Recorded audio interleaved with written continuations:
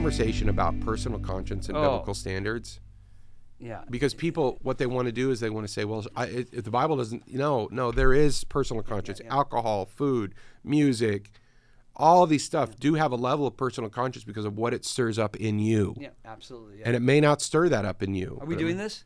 Yeah, go for it. Yeah. No. But that's kind of my point, is that I have to be aware. I think at that point, to me, the boundary of personal conscience is, what does it stir up in me? Yeah. What does it bring back to life? And if something like, let's use something relatively benign, like food, for example, if I had a sinful or unhealthy addiction to food, or I had a legalistic view of food, I got freed from it. That doesn't mean now that I shouldn't have the boundaries, because it could stir something up. It could bring something back to life.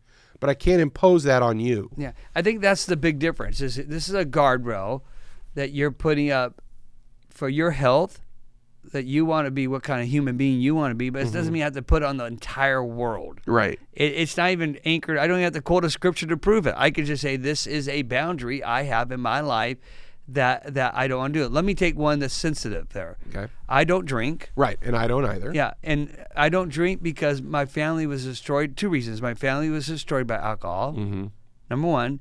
And number two is I didn't have a very addictive personality. Right. That's just period. But there's also a third reason you don't drink, and I think actually sharing that's critical, which is you and I belong to a denomination that has its standards of that's not something ministers are allowed. And we both are okay. We've submitted to that, is my point. Walking under authority. You're walking under the authority. Yeah, I think it's perhaps another conversation, but I think every minister, every leader should walk under authority.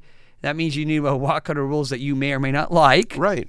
That's huge. Yeah. If you can't walk under a rule that you don't like, you need to go back to that humility thing. Right.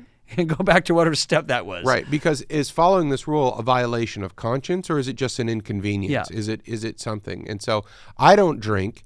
The reason I don't drink, I have in the past. I don't drink anymore, and the biggest reason is I don't. Number one, I don't care for. I don't see the point in it. It just feels like a useless exercise to me personally, and I am very aware now of the impact of of what it could say about freedom and license and all that kind of stuff. And I am also part of a denomination that holds it as a ministerial standard. So those 3 reasons are why I don't use it anymore either. So, Brian, I think we have to be careful that when someone has a... But I think we're both acknowledging that biblically, moderation, the consumption of alcohol is not sinful. No, we just have moderate drinking in moderation is not sinful. It's not inherently. Yeah. And so that's just true.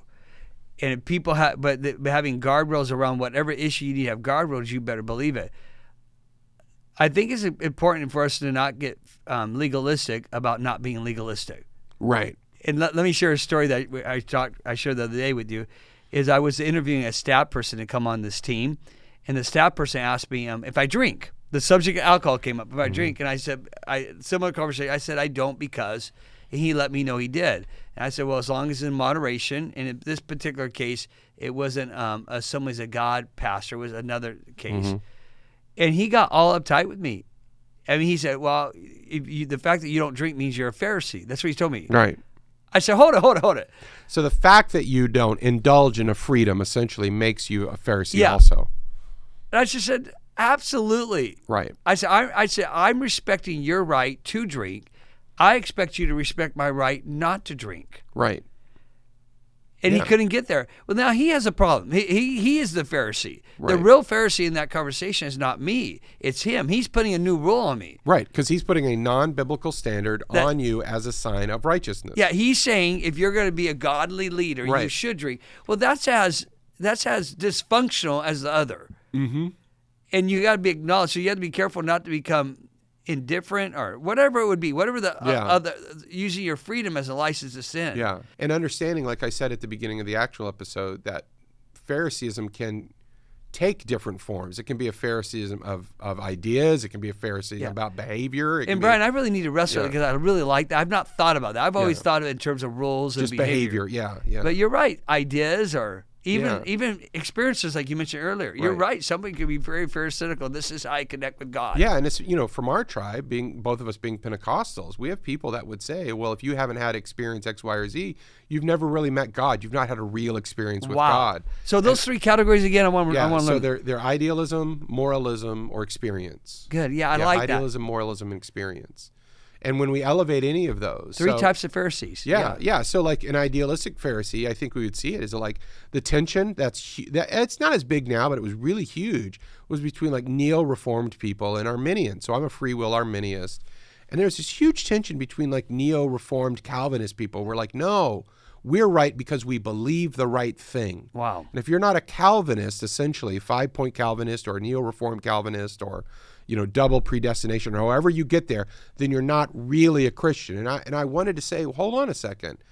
Even the reformers would have a problem with that statement, because you are now saying what they said about the churches they were protesting against, that if I'm intellectually there, I have to. So now you're saying I have to intellectually sign off. Yeah. Am I truly relying on the grace of Jesus Christ to redeem me? Am I believing it? Am I exhibiting it? Am I experiencing it? Now I'm wanting to pour all three of those categories into the grace of Jesus Christ. That's how those things begin to set me free, hopefully. So, yeah. It's good. We should talk about politics now. I'm just kidding. We're not going to talk about politics. All right. All right.